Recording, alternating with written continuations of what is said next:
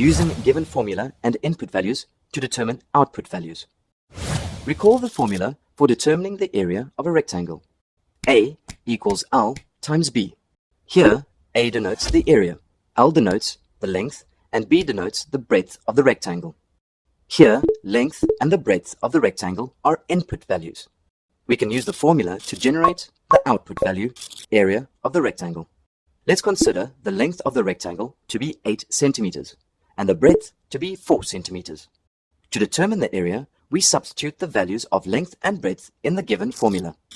A equals 8 times 4 equals 32 square centimeters.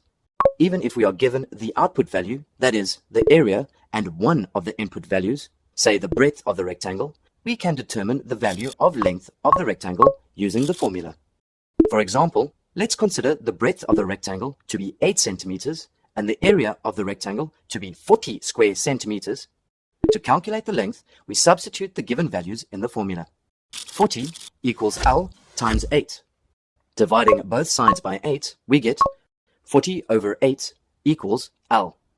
Therefore, the length of the rectangle equals 5 centimeters. To summarize, we can say that if we are given a formula and the input values, we can find the output value. Even if we are not given all the input values, we can use the formula, the output value, and the given input values to find the unknown input value. Need more help? Subscribe to our channel. Can't wait that long? Ask Masky to help you and let the math finally start mathing.